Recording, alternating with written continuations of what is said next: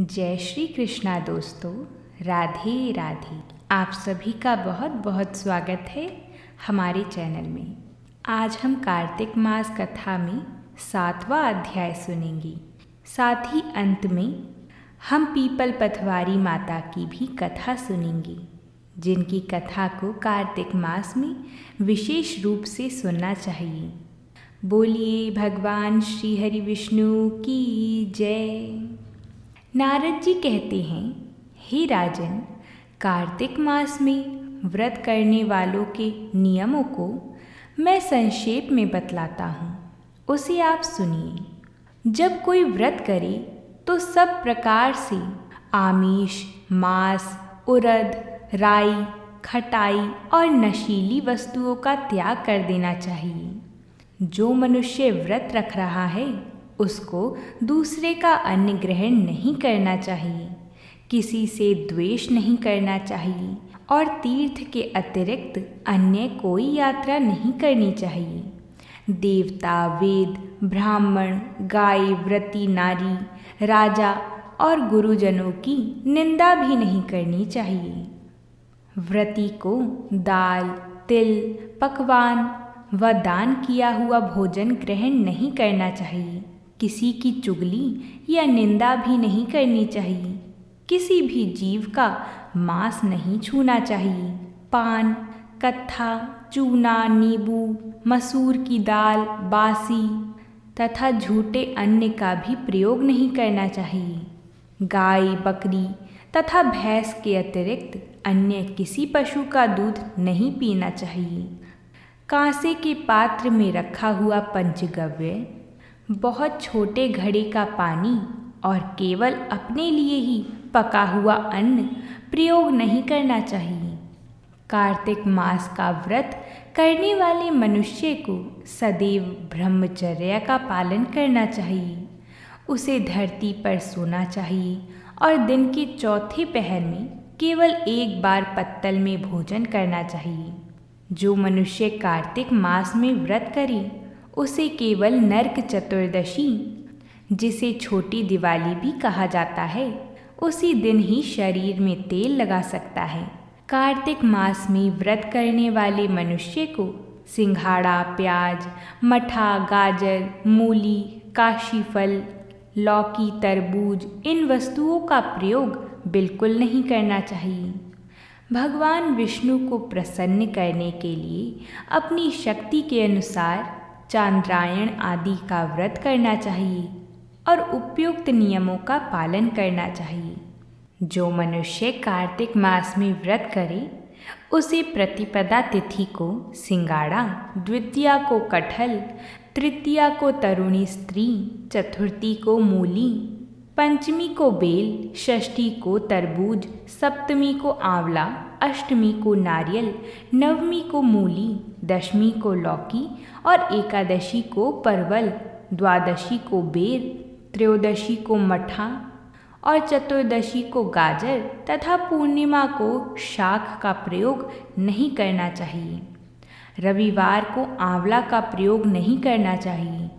कार्तिक माह में व्रत करने वाला मनुष्य यदि इन शाकों में से किसी भी सब्जी का सेवन करना चाहे तो पहले ब्राह्मण को देकर ग्रहण करें। यही विधान माघ माह के व्रत के लिए भी है। देवउठनी एकादशी में पहले कही गई विधि के अनुसार नृत्य, जागरण, गायन वादन आदि करना चाहिए। इसको विधि पूर्वक करने वाली मनुष्यों को देखकर यमदूत ऐसे भाग जाते हैं जैसे सिंह की गर्जना से हाथी भाग जाते हैं। कार्तिक माह का व्रत सभी व्रतों में श्रेष्ठ है। इसके अतिरिक्त व्रत या यज्ञ हैं, वह हजारों की संख्या में किए जाने पर भी इसकी तुलना नहीं कर सकते, क्योंकि यज्ञ करने वाले मनुष्य को सीधा वैकुंठ की प्राप्ति होती है। जिस प्रकार राजा की रक्षा उसके अंग रक्षक करते हैं, उसी प्रकार कार्तिक माह का व्रत करने वाले की रक्षा भगवान विष्णु की आज्ञा से इंद्रादि देवता करते हैं। व्रती मनुष्य जहाँ कहीं भी रहता है, वहीं पर उसकी पूजा होती है, उसका यश फैलता है। उसके निवास स्थान पर भूत पिशाच आदि कोई भी नहीं रह पाती। विधि पूर्वक कार्तिक मास का व्रत करने वाले मनुष्यों के पुण्यों का वर्णन करने में ब्रह्मा जी भी असमर्थ हैं। यह व्रत सभी पापों को नष्ट करने वाला और पुत्र पौत्र प्रदान करने वाला और धन धान्य की वृद्धि करने वाला है। बोलिए भगवान श्री हरि की जय हो। आइए अब हम सभी पीपल पथवारी माता की कथा सुनते हैं। बोलिए पीपल पथवारी माता की जय। अगर आप कथा को आगे भी सुनना चाहते हैं तो वीडियो को एक लाइक ज़रूर करें, ताकि हमें भी पता चले कि आप में से कितने जनों को कथा सुनना बहुत पसंद है। और अगर आप हमारे चैनल पर नए आए हैं तो चैनल को सब्सक्राइब ज़रूर कर लें। प्राचीन काल में एक गुजरी थी। उसने अपनी बहू से कहा कि तू दूध दही बेचा, तो वह दूध दही बेचने गई। कार्तिक का महीना था। वहाँ पर सब औरतें पीपल सींचने आती थीं, तो वह भी बैठ गई और बाकी औरतों से पूछने लगी कि तुम यह क्या कर रही हो। तो औरतें बोली कि हम तो पीपल की पथवारी सींच रही हैं। तो उसने पूछा इससे क्या होता है।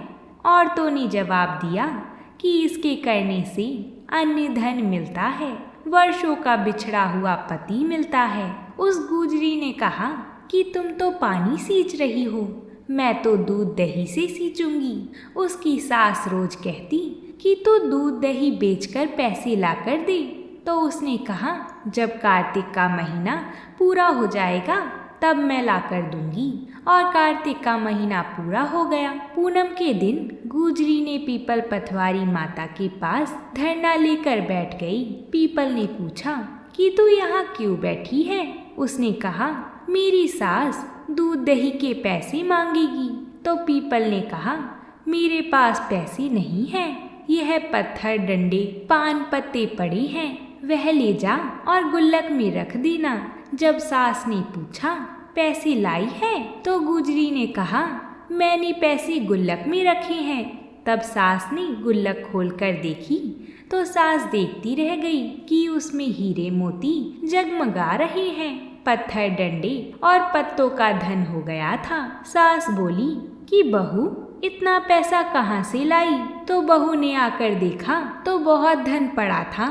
तब गुजरी ने कहा सासू जी मैंने तो 1 महीने दूध दही से पीपल पथवारी को सींचा था और मैंने उससे धन मांगा था, तो उन्होंने मुझे पत्थर डंडे और पत्ते दिए थे जो मैंने गुल्लक में रख दिए थे और वह हीरे मोती हो गए हैं। तब सासू जी ने कहा कि अब की बार मैं भी पथवारी माता को सींचूंगी। सास दूध दही तो बेच आती थी और हांडी धोकर पीपल पथवारी में रखाती थी और बहू से कहती थी कि तू मेरे से पैसे मांग। तो बहू ने कहा कि कभी बहू भी सास से पैसे मांगती है। तो सास बोली कि तू मेरे से पैसे मांग। तो बहू ने सास से दूध दही के पैसे मांगे। तो सासू जी भी पीपल पथवारी माता के पास जाकर धरना लेकर बैठ गईं। तो डंडे पत्ते पान भाटे उसे भी दिए और कहा गुल्लक में जाकर रख देना। फिर घर आकर सास ने गुल्लक में वह सब कुछ रख दिया। बहू ने जब पैसे मांगी तो सास बोली कि गुल्लक में रखे हैं। फिर बहू ने गुल्लक खोलकर देखी तो उसमें कीड़े मकोड़े चल रहे थे। गुजरी ने सास से कहा यह क्या है। तो सास देखकर बोली कि पीपल पथवारी माता ने तेरे को तो अन्न धन दिया और मुझे कीड़े मकोड़े दिए। तब सब बोले कि बहू तो सच से सींचती थी और सासू जी तुम तो धन की भूख से सींचती थी। इसलिए हे पथवारी माता जैसे बहू को दिया वैसा सबको देना और जैसा सासू जी को दिया वैसा किसी को मत देना। तो बोलिए पीपल पथवारी माता की जय। तो इस तरह हमारी आज की कथाएं पूरी होती हैं। उम्मीद करती हूँ कि आप सभी को कथाएं पसंद आई होंगी। आप सभी का संबंध भगवान से ऐसे ही बना रहे और भगवान सभी पर खूब कृपा करें। अब हम आपसे कल मिलते हैं एक नई कथा के साथ। तब तक प्रेम से बोलिए हरे कृष्णा, हरि बोल।